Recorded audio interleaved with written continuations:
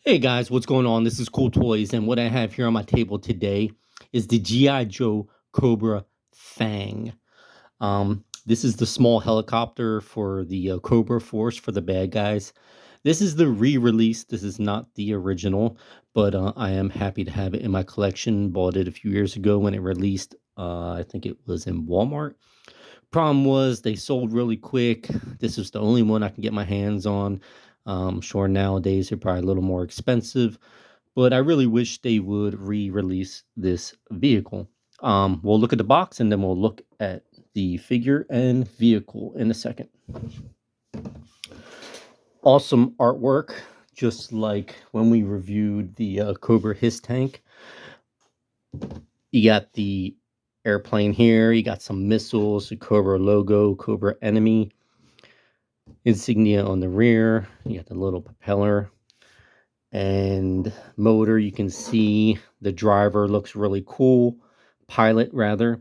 And you have his front cannon, and it looks like one large missile underneath that it could drop.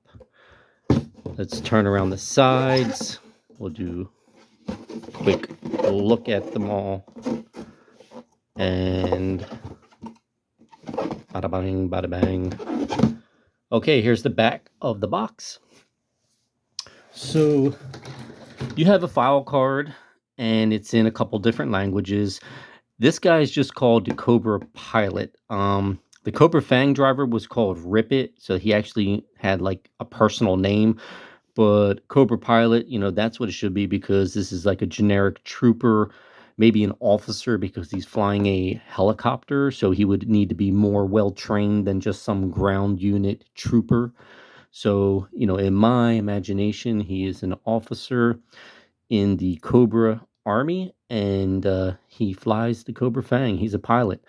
And that, the Baroness and Destro and Cobra Commander, them being at a senior level of officers in the Cobra military, they definitely would already be trained as a pilot for a helicopter and the jets and everything below. An officer, in my mind, if you're leading a military unit, like Cobra, not in the regular military, but Cobra military, they would mostly be able to operate every vehicle in their fleet, every plane in their arsenal of aircraft. They should be able to do more than any troops that they hire for their army. So enough about that. Here is the cannon, picture of the engine, the rear propeller, the main propeller wings, and it says Cobra Fang. You got the trooper here and missiles. Looks really good. Like I said, I really wish I could have purchased more of these when they first released. I would like to have a couple of them. And here is the helicopter itself. Let me see. I'm going to bring it closer in. All right, you can see the missiles. This cannon kind of rotates. It goes down, up, a little to the left. It rotates in a circle, either clockwise or counterclockwise rotation, because it's on a ball, and it can go up and down like that. Anyway, these missiles can come off. There is a larger missile underneath. This one also, I believe I did not put any of the stickers application on there yet. I just wanted it plain for now. Really nice detail on the engine components. You can see I really like it when you can access the engine, make it like, if it's on the ground, a mechanic is working on it. It would be really cool if it had a panel that would cover this up, and then you could remove it with a Cobra insignia. But they leave it exposed for some reason, just so you can see it. Pilot, there's a joystick here. He can fly. Let's rotate the propellers. They spin around. Not real freely, but if you give it a good spin, you can get them going. And there's no actuator to spin the rear propeller. You can see there's a blade in there, but you can't really access it because the hole is too small to make it spin. But I really like this little helicopter. You can see Cobra having like hundreds of thousands of these things. They're real inexpensive to manufacture, most likely, because it's so small and you have helicopters. So if you have overwhelming forces, if he has thousands of these things against one dragonfly, or just maybe seven dragonflies. Dragonfly is a pretty armored vehicle for the GI Joe force. They can take out a lot of these Cobra fangs, but if Cobra has a heck of a lot more, then their odds are a lot better to take down the GI Joe force's helicopters. Let's remove the pilot. I have him. He has a little peg in the back part, and let's see if my flashlight's here. We'll get a closer look. It has a little peg to keep him in there, so if you do any like aerobatics with your helicopter, he's not really going to fall out. And you can put his legs through those two little holes there. We'll set that down. Here's the pilot.